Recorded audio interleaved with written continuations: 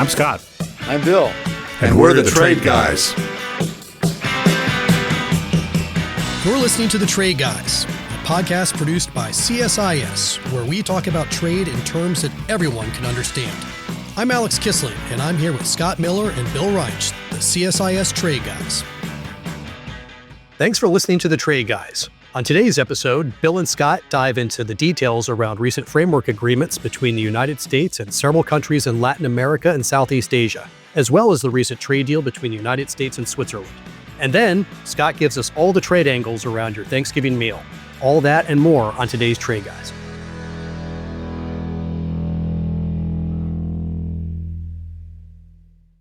All right, Trade Guys, it's our big Thanksgiving episode. Later on, Scott will make sure we're prepped for the political debates around the dinner table by giving us all the trade facts behind your holiday meal. But before we get there, we're going to take a tour around the world to catch up on several developments from the past few weeks. Starting in Latin America, Bill and Scott, on November 13, the White House rolled out a series of framework deals with Argentina, Ecuador, El Salvador, and Guatemala. What stands out about these agreements, and what do they tell us, if anything, about the broader U.S. trade strategy at this point? Well, first, I just want to note for the record that Alex promised us all pumpkin spice lattes for this episode, since it's a Thanksgiving episode, and he has not delivered. Bill, I understand you've never had a pumpkin spice latte. It's a club I'm happy to be a part of with you. Well, I don't miss it, but I couldn't resist pointing out that here I had these great expectations, which are not been delivered. I'm at episode 2, and I've already failed you. Just another disappointment in Bill's life. So there will be opportunities to redeem yourself later on when we get closer to Christmas, and we can talk about Christmas alcohol or peppermint ice cream or something like that. Anyway, the agreements, there's a bunch of them. Scott's going to talk about Switzerland and Liechtenstein. I'm going to say a few words about the Latin American ones, which are Argentina, Ecuador, Guatemala, and El Salvador. But a general comment about all these is that they have several common features, mostly what they are not. They are not finished. They are often not entirely public. They appear not always to be on paper. They are not enforceable, and they are not legally binding. So that's a lot of things that they are not. What they are framework agreements that leave a good bit to the imagination. I got an interesting inquiry today from a reporter, an Asian reporter, noting that the Chinese view of what was agreed to in that meeting between Trump and Xi Jinping appears to be different from the American version of what was agreed to. And she wanted to know if that was unusual. And my answer was no, happens all the time. And it's happened in most of the agreements that we're talking about. UK, EU, Vietnam, Indonesia, Japan, Korea are all cases where the two governments did not have the same version of events.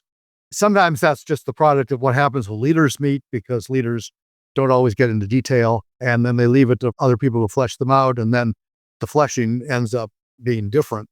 In the case of the Latin American agreements, we've got framework agreements, again, rather than actual texts, at least from what I've seen. Each one is a little bit different because they're tailored to specific circumstances. In general, they all set the American tariff at 10%, which is about as generous as Trump gets these days. And they also involve commitments by each of the countries to take various actions that could best be described as a market opening. And those vary depending on the country. They all agreed to remove barriers.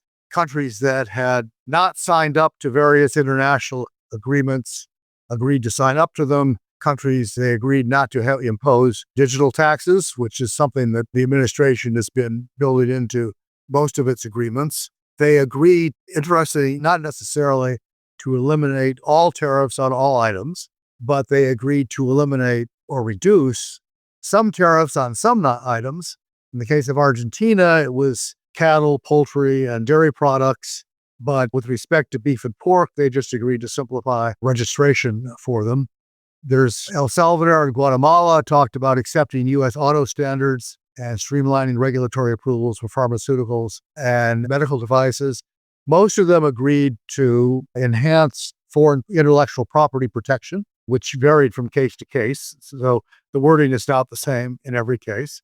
So it's a mixed bag. The interesting thing about all of them And the interesting thing about, in addition, the Malaysian and Cambodian agreements is that they all contain variations of what is considered a poison pill agreement.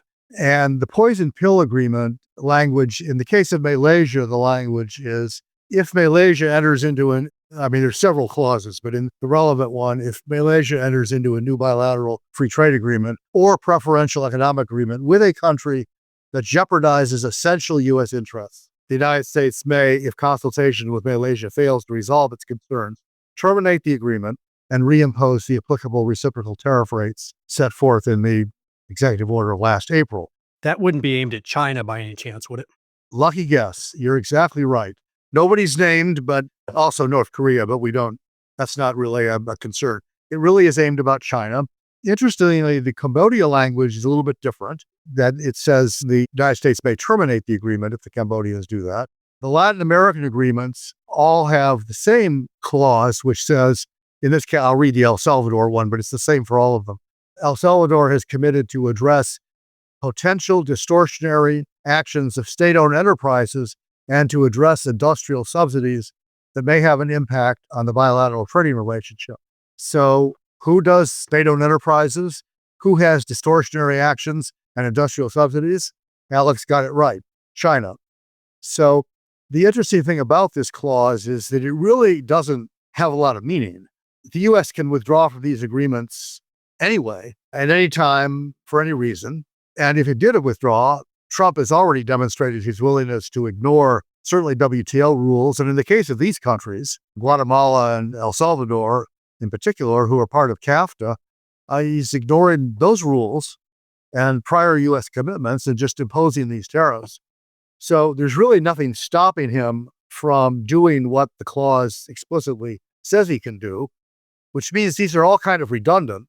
But it is, a reminder to these countries that the United States is expecting them to follow our lead on a variety of issues. And the general interpretation of these agreements in this area has been that what we are trying to do is create, by force rather than persuasion, and that's the difference with Biden, create a network of countries that are committed to not accept Chinese economic coercion and not to accept Chinese bullying and not to accept Chinese subsidies or Chinese below market rate, non-market treatment.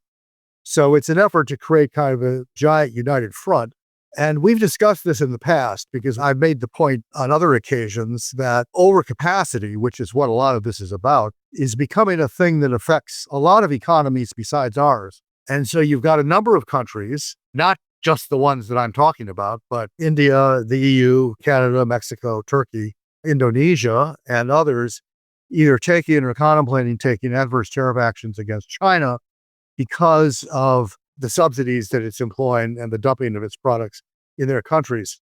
This new language here is kind of an elaboration of that and an effort to enlarge what Trump is trying to do here, which is try to create kind of a wall around Chinese economic activity. I think it's too soon to say how that's going to go. Some of this language is squishy. The Cambodian one, for example, has a phrase that says consistent with national sovereignty, which is a loophole you can drive a truck through. And a lot of these all leave open the question of implementation.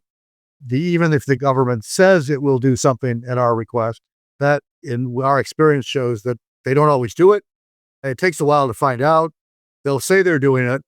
So I'm not sure this is going to have immediate dramatic impact. But the fact that they put it in suggests that the administration is actually focused on China and is trying in its own way to try to build a wall there. Well, Scott, Bill seems a little uncertain about whether or not this will be effective or not. What's your view here?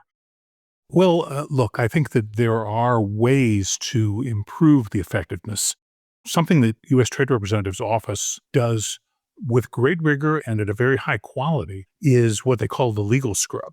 And this usually happens when a trade agreement is implemented, where a U.S. official will go through line by line on the implementing regulation or legislation in the partner country and ensure that the commitments that were made are reflected in the text of the regulation or in the text of the law. They do it really well. It's a very thorough, time-consuming process, but it's one that I don't know if we're still doing these things. We have the photo op, and then it's unclear what happens next. But that legal scrub is a critical element to making sure that these commitments get nailed down. And they're often quite different country to country. So I think there's real work ahead for our friends at the Trade Representative's Office to make this happen. The interesting thing there is they are more nailed down with Malaysia and Cambodia, where there is actually a text. But even in the text, there's squishiness, consistent with national sovereignty and things like that. These countries come from very different starting positions. I mean, Guatemala and El Salvador both have free trade agreements with the United States. They were quite comprehensive. So this is layer upon layer. And so, I wish them luck. But I was thinking about this from the partner countries' standpoint. What is it they want? How's it playing domestically? It's rough domestically in places like Malaysia, where there's still a fairly large cohort of one of the key political parties, I think the party not in power, that's very dedicated to import substitution and, Malaysia first policies, essentially. They've got some work to do to sell these things. I mean, clearly you want to have a good relationship with the United States. You'd want to not tread on any really tough issues at home that split the coalition. You don't want to go against technology, which they sometimes do. And you also don't want to have a setback in terms of your terms of trade versus your neighbor's terms of trade. That's a very important point. That last one, I think they've done a really good job to make sure everyone is essentially this flat universal tariff makes for an inexpensive dollar in the United States and a modestly more expensive dollar outside. That's the net effect of it. And as long as they all get the same rates into the U.S., then we've preserved competitive balance among the traders outside.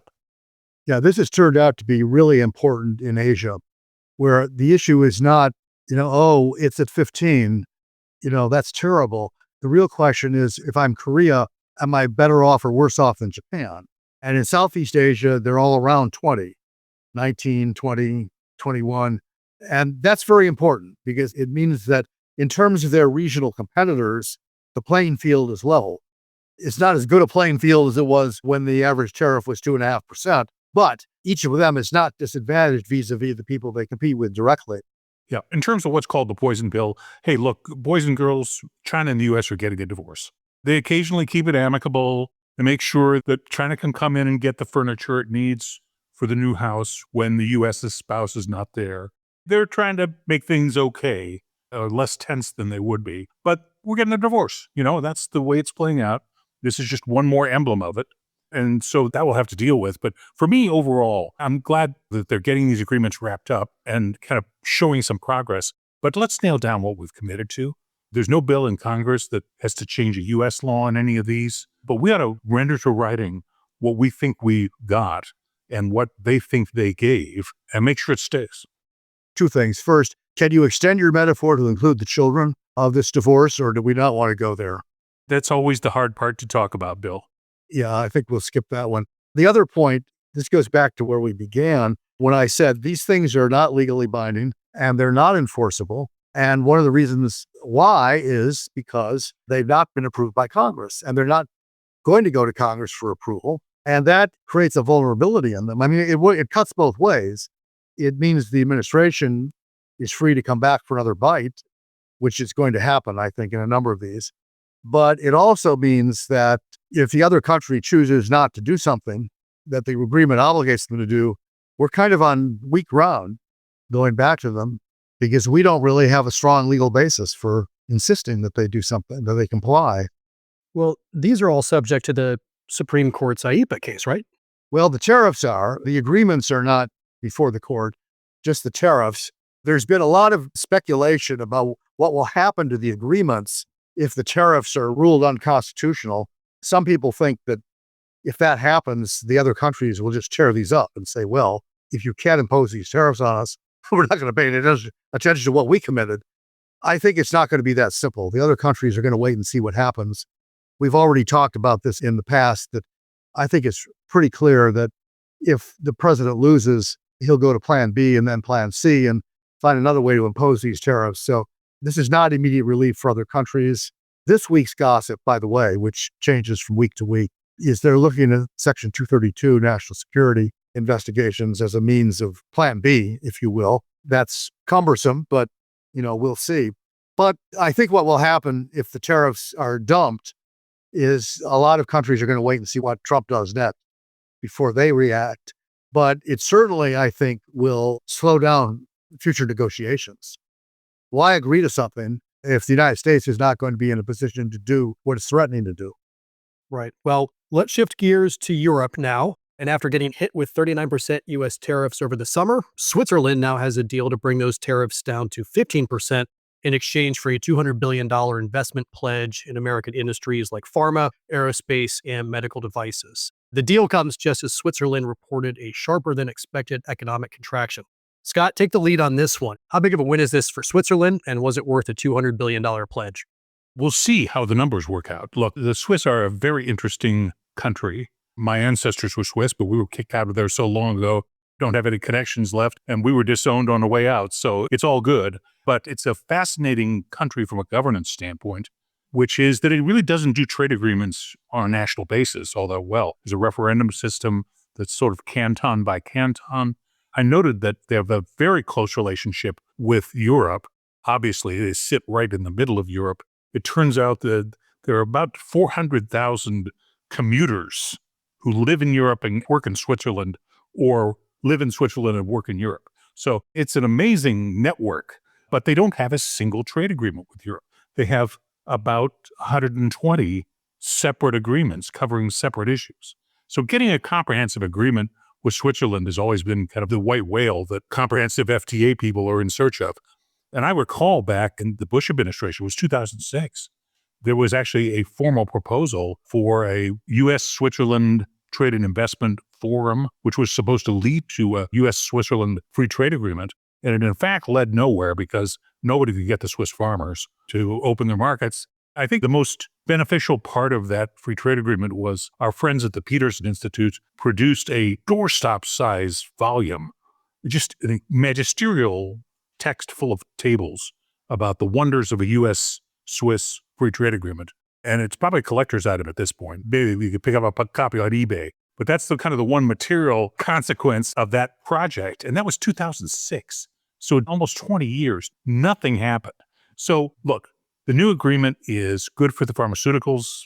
It gets what the president wanted, which was an investment commitment. There's already massive investment, about $500 million in stocks between the U.S. and Switzerland. So U.S. foreign direct investment in Switzerland, roughly $200 billion, and Swiss investment in the United States, roughly $300 billion. So it's a massive capital stock that already exists. Their pharmaceutical industry is world-class, and in fact, in some ways, it's our pharmaceutical industry. There's massive cross-investment that exists in that industry, and that's an important one for the national security reviews that the administration's been conducting. So I think that's all good. The commitments to additional investment ought to be in the Swiss government's and the Swiss industry's interest.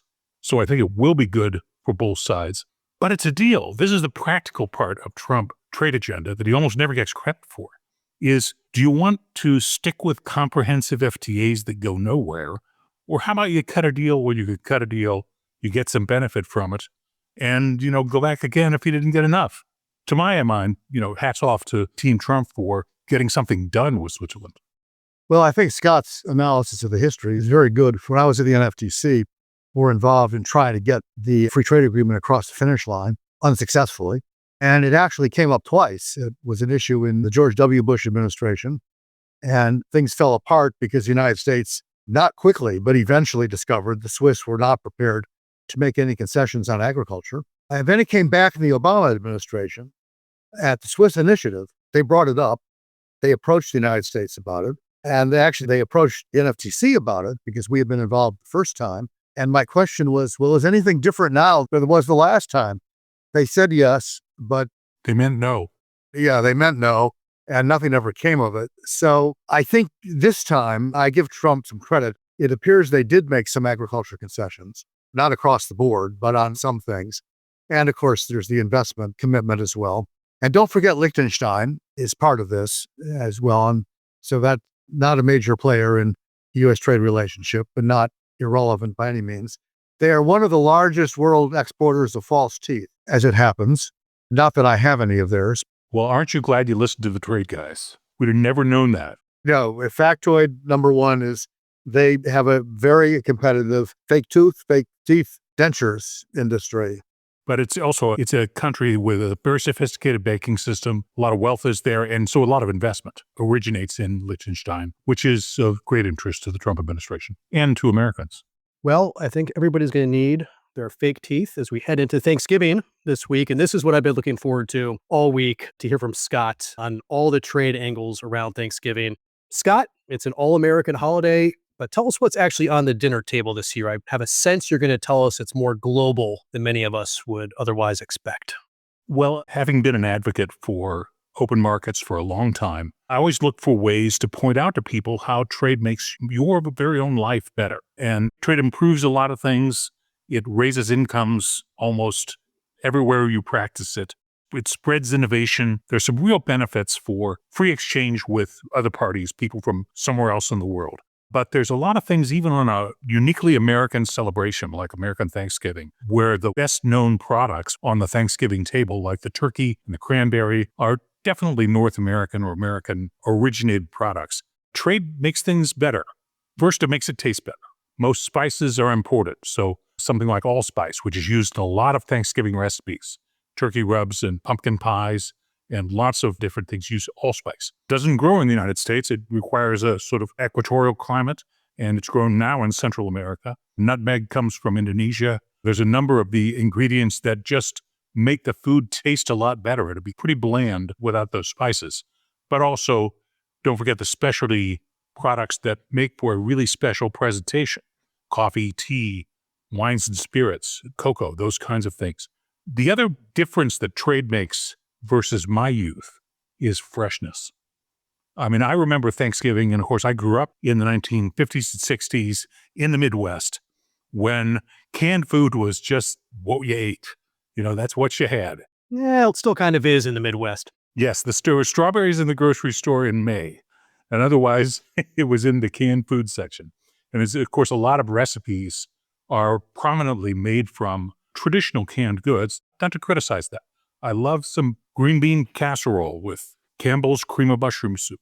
It's the wonderful binder that sticks everything together on Thanksgiving, and it's about as American as you could get. It's a staple at our house in Ohio over Thanksgiving. And fried onions scattered on top. Don't forget those. Oh, they're delicious. Ooh, you got that. The turkey fried onions, and of course, don't forget Jell-O salad, which confused my children to no extent. But with all that said, it's the fresh fruits and vegetables that make an amazing experience. Look at a photo of any produce section of any grocery store in America versus 50 years ago. And the bounty that is available every day to Americans only exists because of trade, because there's not much in season in November in North America. There just isn't. And so that's one of the wonders. It turns out that a lot of these American products also have supply constraints. And so we import a lot of pecans this time of year. Now, pecans are grown in America. Of course, they are. Pecan pie is my favorite. But in order to beat the demand, a lot of imports come into the United States to make sure everybody can have their slice of pecan pie. So in a very American holiday, it's my favorite holiday because there's the fewest expectations outside of showing up and having a great meal. But that meal, in my mind, is better because of trade. And like a lot of things in our life that we seldom think about. Now, what is noteworthy this time around is the administration, I think 8 months late, has figured out that maybe tariffs on stuff that we don't grow here is a bad idea. Trump has spent the last 9 months referring to Federal Reserve Board Chairman Powell as too late Powell. This is a better example of too late. Why they didn't remove tariffs on coffee, bananas, the spices you referred to, mangoes, last April baffles me. Yeah, they've always been MFN zero duty because they had no U.S. source. Right. And putting the tariffs on did not create a U.S. industry. We still don't grow coffee here because we can't. So they should have done this in April. It's nice that they're doing it in November. It will make people's Thanksgiving holiday maybe a little bit cheaper. There seems to be competing evidence about whether overall Thanksgiving dinner prices are up or down. I've seen analyses on both sides of that question. But getting rid of the tariffs will certainly help, but too late. Here we are. It's encouraging to hear that Bill's pumpkin spice latte may be a little cheaper next week when he's with his family. That's right. We hope all our listeners do have a lovely Thanksgiving weekend enjoy the holiday, and every once in a while, think about how trade makes your life better. And we'll be back afterwards because trade problems are not going to miraculously go away because of Thanksgiving dinner. Everybody have a safe and joyous holiday. And I want to give a special thanks to Bill and Scott for being such great collaborators on this show, but also to the people behind Trade Guys, our producer Gina Kim, Evan Brown, and so many others from the CSIS economics team. We're all so appreciative of their hard work every week. And we look forward to seeing everybody in December on the other side. So take care and travel safely.